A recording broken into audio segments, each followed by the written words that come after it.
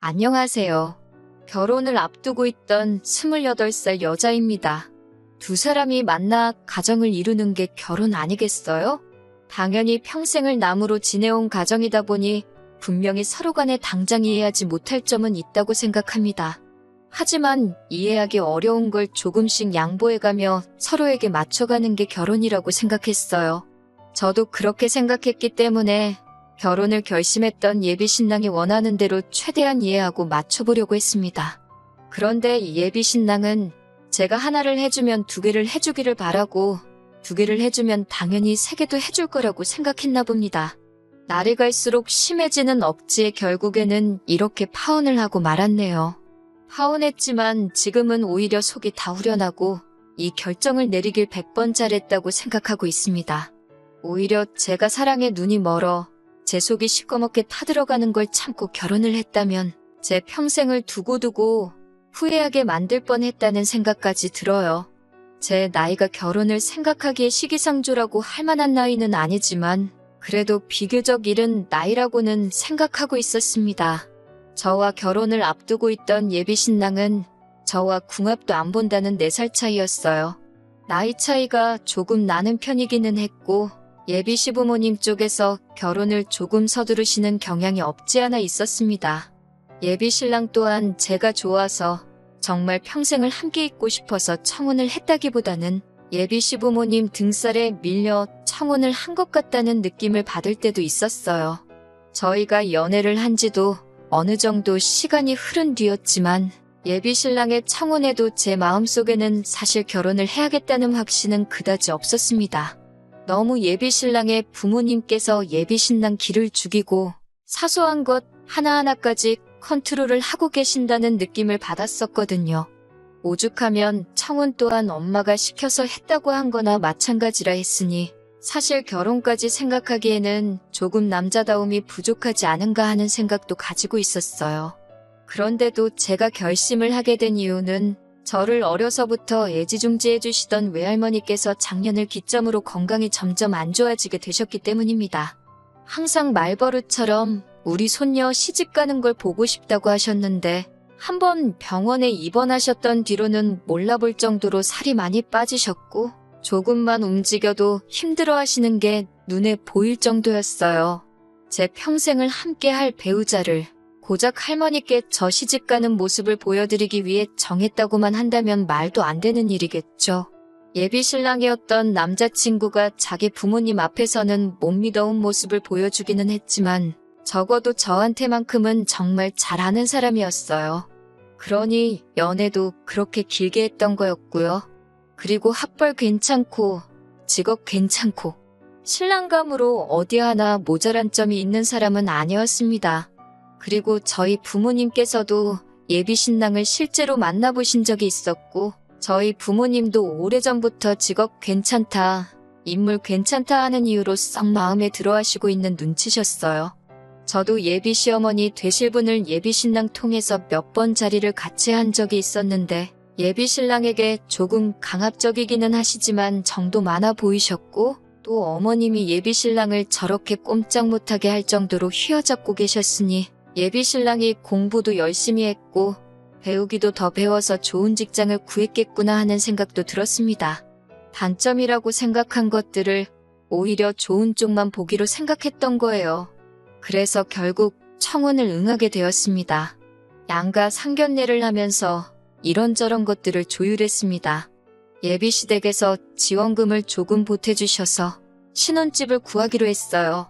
예비 신랑도 모아놓은 돈이 좀 있었기 때문에 신혼집을 구하는데 큰 무리는 없었습니다. 저희 집도 경제적으로 어려운 편이 아니다 보니 딸이 시집 가는데 어떻게 혼수만 해갈 수는 없다고 하시면서 차라리 집이며 혼수며 예단 예물이며 앞으로 결혼식에 드는 모든 비용을 양가에서 서로 딱 절반씩 해서 반반 결혼을 하면 어떻겠냐 제안하셨어요.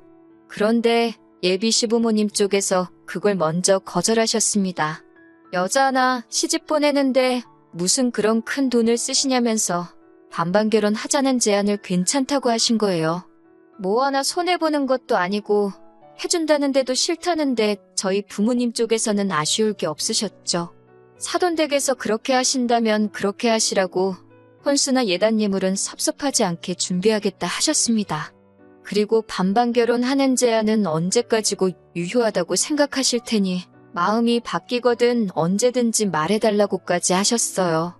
다행인지 모르겠지만 예비시댁 쪽에서 그 부분에 대해서는 말을 바꾸지는 않았습니다. 아무튼 그렇게 결혼 준비를 하고 있고 혼수까지도 신혼여행 다녀와서 신혼집 입주를 하고 돌아오는 주 주말에 하루아침에 한 번에 다 몰아서 받을 수 있게 스케줄까지 조정했어요. 정말 말 그대로 결혼식만 올리면 모든 게 끝날 정도로 준비가 다 되어 있는 상태였습니다. 저도 별다른 생각 없이 이제 이렇게 결혼하게 되었구나 하는 생각을 하고 있었어요. 그런데 정말 결혼식을 얼마 앞두지 않은 상황에서 예비씨 가족들의 인성에 대해 다시 생각해보게 하는 사건이 생기게 되어서 결혼식을 뒤집어 엎어버렸네요. 예비 신랑에게는 위로 누나가 한 명 있습니다. 결혼을 했다면 저의 신우가 되었을 사람이죠. 예비 신우 또한 3년 전에 이미 결혼을 해서 가정을 꾸리고 살고 있던 상황이었어요. 저희 집 쪽에서 결혼 자금의 반을 똑같이 낸다고 해도 거절하시며 아들 장가 보내는데 돈 걱정은 안 해도 된다고 나서던 예비씨 부모님의 모습과는 다르게 예비 신우는 딸이라는 이유 하나만으로 결혼할 때 집에서 그렇게 큰 지원을 받지 못했는가 봅니다. 그랬기에 예비씨 부모한테서 상견례 날 저희 부모님한테 딸한테 뭐하러 그런 큰 돈을 쓰시냐 하는 말이 하셨다는 생각이 드네요. 아들 다르고 딸 다르다 하시는 분들이셨던 거죠. 아무튼 그 예비 신우네가 이제 드디어 새로 집을 구해 이사를 나갔다고 집들이를 한다고 하면서 예비 시부모님이랑 예비 신랑을 부른 거예요. 저는 아직 결혼 전이다 보니 딱히 갈 필요를 못 느끼고 있었고 예비 신랑이 같이 갈 테냐 하는 물음에도 우리가 아직 결혼도 안 했는데 내가 거길 왜 가겠냐 하고 말았거든요. 그런데 그 다음 날 예비 시어머니한테서 전화가 와서 저는 이제 가족이나 마찬가지인데 제가 뭔데 그런 자리를 간다 안 간다 결정을 하고 있냐고 하시더라고요. 시가족 가족 행사에는 이제 며느리인 제가 다 참석을 하는 게 당연하다고 하시면서 말이죠. 아직 결혼식을 안 해서 그렇지 않느냐고 따지고 싶었는데 예비 신랑 말이 자기 어머니는 말대꾸하고 되묻는 거 세상에서 제일 싫어한다고 하면서 그냥 죄송하다 그러고 집들이를 같이 가자고 하는 겁니다. 솔직히 제 성격상 짚고 넘어가는 게 좋겠다 싶었는데 예비 신랑이 간곡하게 어머님 심기 건드리지 말라고 해서 아무 말도 안 하고 시키는 대로 했습니다. 솔직히 예비 신우가 새로 이사한 집이 저희 회사에서도 보통 먼 거리가 아니고 심지어 저희 집하고도 정반대 방향에 있는 곳이었어요. 저는 회사에서 반대 방향으로 예비 신우 집으로 갔다가 거기서 또 다시 집으로 가게 되면 대중교통을 이용해야 하는 제가 오며 가며 하는 데만 엄청난 시간을 낭비하게 되는 상황이었거든요. 꼭 짚고 넘어가서 제가 그 자리에 안 가도 되도록 확실하게 못을 받고 싶었습니다. 그런데 막상 거절을 하자니 저도 결혼식 앞두고 시어머니 되실 분과 트러블을 만들고 싶지도 않았고 예비 신랑의 누나인 신우를 실제로 만나본 적이 한 번도 없었으며 예비 신랑이 어머님과 저를 사이에 두고 중간에서 입장이 많이 난처해 보이는 게 불쌍해 보이기까지 해서 집들이 자리 한 번 다녀오는 게 어려운 일은 아니니까 한 번 정도는 군말 없이 원하는 대로 해주자 싶어 그렇게 하기로 했습니다. 그런데 마침 또 집들이를 하기로 한 당일에 급한 회사 일로 제가 야근을 하게 되어 약속한 시간보다 조금 늦게 가야 하게 되었습니다. 강제적인 야근인데다가 팀 전체가 잔업을 해야 하는 상황이었던 터라 상황 설명하고 혼자서만 빠져나올 수 없었어요. 회사 생활도 단체 생활인데 저 혼자 쏙 빠져버리면 팀원들한테 눈치가 보이기도 하고 솔직히 회사에 사정 설명하기도 뭐하더라고요. 결혼도 안 했는데 예비씨 가족 행사에 참여해야 돼서 늦는다고 말하기가요. 그래도 부장님도 다른 팀원들도 저희 상황을 이해를 해주셔서 남들보다는 조금 이른 시간에 퇴근을 할 수 있었고 늦게나마 부랴부랴 예비 신우의 집으로 향할 수 있었습니다. 1시간 가까이 걸려 예비 신우 집에 도착했습니다. 처음 가보는 아파트 단지에서 다들 동찾느라 헤매시지 않나요? 덕분에 밖에서도 시간을 한참 잡아먹고 허둥지둥대면서 겨우겨우 신우 집을 찾아 들어갔습니다. 단지가 너무 커서 헤매는 중이라 예비신랑에게 마중 좀 나와달라고 부탁했는데 식사 중이라 자리를 뜨기 그렇다고 저보고 알아서 찾아오라고 하더라고요. 회사 일이 늦게 끝나기도 했고 헤매느라 시간이 더 지체된 가운데 제가 안으로 들어가니 식사는 이미 다 끝나 있는 상황이었어요. 저도 야근하고 곧장 이쪽으로 오느라 식사를 하지 않은 상황이기는 하지만 오히려 저를 기다리지 않고 식사를 먼저 시작했고 식사가 다 끝나 있던 상황이 서운하거나 하지 않고 오히려 안심이 되더라고요. 그 늦은 시간까지 저를 기다리고 있었다면 밥이 정말 코로 들어가는지 입으로 들어가는지 모를 정도로 엄청 부담이 되었을 테니까요. 하지만 제가 다른 일도 아니고 회사 일 때문에 그런 건데 예비신랑이나 시부모님이나 굳이 신우를 소개하는 자리를 신우 집들이가 아니라 다른 날로 잡아주면 되는 거지. 기어이 여기까지 부르셨다는 점은 조금 서운했습니다. 안 그래도 잔업도 있었고 식사도 못한지라 체력적으로 많이 힘이 드는 상황이었는데 예비씨 가족들 앞에다 두고 벌써듯 있어야 하는 자리가 정신적으로도 기가 빨리는 기분이었거든요. 어차피 제가 자리에 있든 없든 신우 집들이는 예정대로 진행을 했을 거였고 식사도 저 빼고 하는 자리였다면 차라리 다음 기회에 보자고 해줬다면 저도 참 배려받는 느낌이 나고 기분이 좋았을 거예요. 아무튼 예비 신우는 그날 처음 보게 된 건데 인상도 좋고 성격도 서글서글하니 참 좋아 보였습니다. 심지어 그 자리에서 예비 신랑도 예비 시부모님도 그 누구 하나 저한테 늦어서 피곤하지 않냐 물어본 사람 없었고 식사가 끝난 자리였지만 저한테 밥은 먹고 온 거냐 물어봐준 사람도 예비 신우밖에 없었어요. 정말 고마울 지경이었죠. 그런데 식사를 안 했다고 대답하기도 전에 어머님은 말을 틱틱거리시면서 늦어서 밥을 못 먹은 건 늦은 사람 복이지 않느냐고 하면서 당신들이 며느리 밥 먹는 거 기다려줄 군번이냐면서 예비 신우의 말을 잘라버리더라고요. 예비 신우가 제가 늦는다고 뭐 따로 덜어놓기는 했는가 본데 어머님께서 말을 그렇게 하셨던 게 솔직히 빈정이 상하기도 했고 그 소리 듣고 밥까지 먹으면 무슨 소리를 듣게 될지 안 봐도 뻔해서 솔직히 배는 조금 고팠지만 괜찮다고 했습니다. 솔직히 예비신랑 휘어잡으시는 거 보고 여장부 스타일이라고 느끼긴 했었지만 그동안 결혼 이야기 오고 가면서 몇 번씩 따로 찾아뵈면서 잔정이 많으시고 좋은 분이라고 생각했는데 이건 뭐 제가 며느리 확정이 된 거나 마찬가지인 상황이니 이제 저까지 싸잡아서 휘어잡으시려고 하는 건가 하는 생각이 들었어요. 그런데 그것도 모자라서 시어머니는 자리에 앉는 저를 보자마자 어딜 자리에 앉으려드냐며 아버님이 식사 마치신 빈 그릇을 제 앞으로 들이밀면서 밥도 다 먹었으니 저보고 이제 상정리를 하라고 하시더라고요. 정말 100번 양보해서 제가 벌써 결혼해가지고 이 집 며느리가 되어 있는 상태라고 쳐도 이게 내 집 집들이 하는 게 아니고 신우집 집들이를 하는 자리잖아요. 그런데 거기서 아무리 제가 며느리라고 먹지도 않은 밥상을 정리시키는 게 무슨 경우인가요? 제가 그 말에 기분이 나빠서 표정 관리를 못했나 봐요. 솔직히 거기서 어머님이 한마디만 더 했다면 제 입에서 좋은 소리 나가지는 않았을 겁니다. 그런데 예비 신우가 분위기를 읽고는 뭘 상까지 치우냐고 하면서 준비한 안주도 몇 개 없다고 그 위에 그냥 술상을 바로 차리겠다는 거예요. 그러면서 제 자리 앞에는 저 먹으라고 따로 덜어놓은 음식을 몰래 꺼내다 줬는데 그 마음 씀씀이 하나만큼은 정말 고마웠네요. 예비 신우가 아니었다면 진작에 두 손 두 발 들고 그 자리에 모시겠다 말하고 도망 나왔었을 거예요. 그 와중에 예비 신랑은 제 편을 들어주는 것도 아니고 알고 저러는 건지 지 엄마한테 거스르기 싫은 건지 아주 모가지가 TV 쪽으로 돌아가서 제가 지네 엄마한테 무슨 말을 듣고 있는 건지 뺨을 맞고 있는 건지 신경도 쓰지 않더라고요. 요즘 TV 프로 저거 재밌다면서 무슨 돌싱들 모아놓고 커플 만들어준다고 하는 연애 프로그램이었는데 그 꼬라지를 보고 있으니 속으로 너 그러고만 있으면 언젠가는 너도 그 프로에 나가서 새로 배우자 찾아야 할 날이 올 거야 하는 생각이 들었습니다. 아무튼 그렇게 예비시모와 한바탕 할 뻔한 게 유야무야 되고 집들이 2차로 술자리가 시작되었습니다. 그런데 술자리가 길어지니 막차 시간이 다 돼가서 신경이 쓰이더라고요.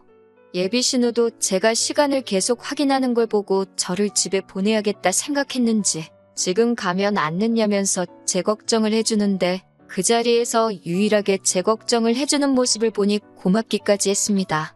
예비 신랑은 그 와중에 뭘 막차를 타고 가냐고 하면서 집까지 얼마나 된다고 그냥 택시 타고 가라고 하는데 할증까지 붙으면 못해도 택시비가 5만 원은 우습게 나오겠는데 제가 돈 내줄 것도 아니면서 저러고 있는데 정말 누가 누구 편인지 싶더라고요.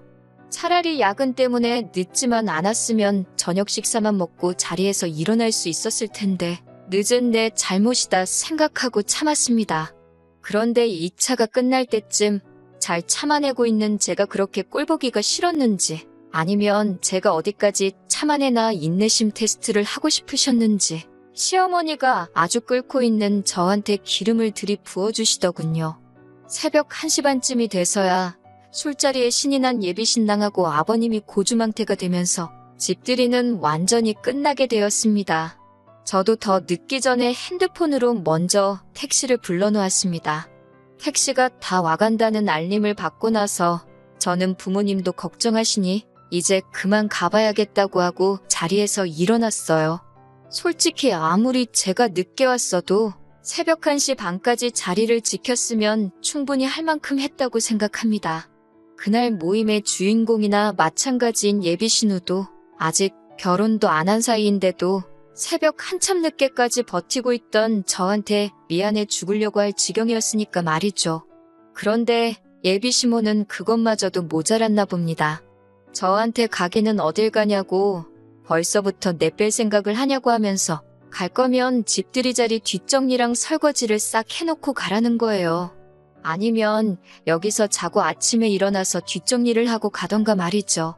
세상에 제가 여지껏 들어본 소리 중에 가장 어이없는 소리였습니다. 방 3개짜리 집에서 어머님 아버님 한 방 쓰시고 예비 신우랑 남편이 한 방 쓸 테고 그럼 남는 방 하나에서 아직 결혼도 안 올렸는데 예비 신랑하고 저보고 지금 한 방을 쓰라고 하는 건가요? 그리고 애초에 자고 가네 만회하는 말을 듣기 전에 제가 뭐라고 이 집구석 집들이 한 걸 설거지까지 싹 해놓고 집에 가야 하나요? 예비 신우도 그 말이 어이가 없었는지 제가 뭔데 뒷정리를 하라고 시키냐고 하면서 엄마, 도대체 왜 그래? 하면서 제 편을 들어주더라고요.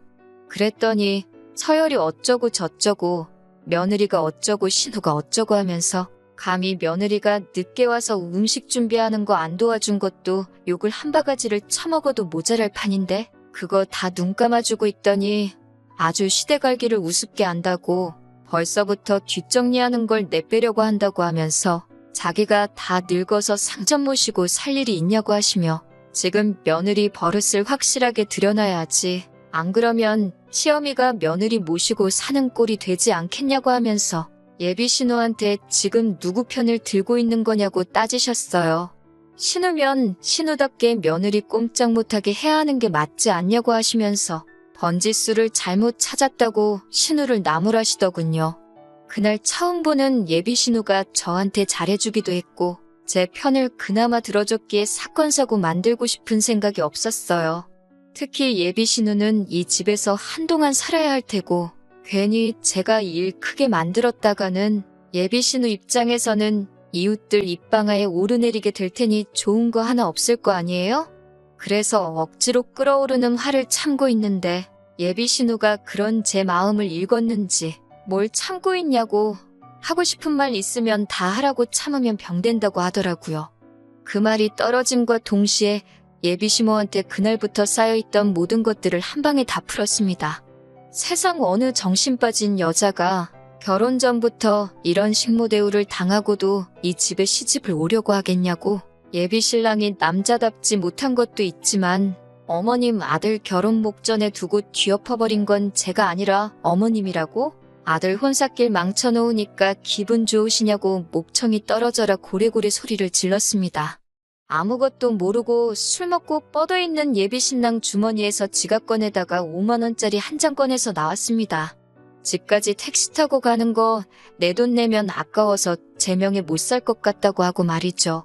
한참 어안이 벙벙한 표정으로 저를 쳐다보다가 아들 주머니 뒤져 돈 꺼내 나가는 저를 보고 저거 말하는 꼬라지 좀 보라며 저한테 달려들려는 예비신우를 예비신우가 탁 나서서 막아서 주더라고요. 덕분에 별 탈 없이 예비시월드에서 탈출할 수 있었네요. 다음 날이 돼서 이 상황을 아무것도 모르는 예비신랑이 도대체 무슨 일이냐고 묻길래 당신 어머니한테 물어보면 되는 걸 굳이 나한테 묻지 말라고 말하고 결혼이고 뭐고 내 눈에 흙이 들어가던 돌이 들어가던 앞으로는 없는 일이니까 두 번 다시 마주치지 말고 살자 했습니다. 그러니 그제서야 제 발목까지 붙잡고 늘어지면서 앞으로 자기가 잘하겠다고 하는데 애초에 너가 그날 그 자리에서 중간 역할 잘해줬으면 생기지도 않았을 일이라고. 그러니까 너무 너네 엄마 원망만 하지 말고 너부터 그 마마보이 기질 좀 고쳐먹고 살라고 충고해주고 자리를 떠났어요. 있을 때 잘해야지. 다 늦어서 후회하면 뭐하나요? 그리고 조금 시간이 지나서 예비신우를 만나게 되었어요.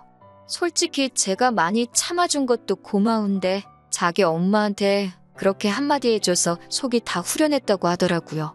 제가 느낀 대로 예비신우는 그동안 딸이라고 동생인 예비신랑한테 항상 양보하고 포기해야 했고 차별을 받으면서 자랐나 봅니다. 자식된 입장에서 별일 아니라고 생각하며 참고 살아왔는데 마음속에 응어리가 져 있었나 봐요. 그리고 며느리 될 사람인 저한테 그러실 줄도 몰랐다고 하더라고요. 저야 이제 막 가족이 될 뻔한 사람이지만 평생을 같이 살아오면서 여자라고 자기 엄마한테 무시당해가며 살아왔으니 제가 어떻게 지내게 될지 눈에 보였다고 하네요. 가족이림에도 불구하고 같은 여자로서 제가 자기가 차별받아온 것처럼 당하고 있을 저를 생각하니 아무리 가족일이라도 제 편을 들어주고 싶었다네요.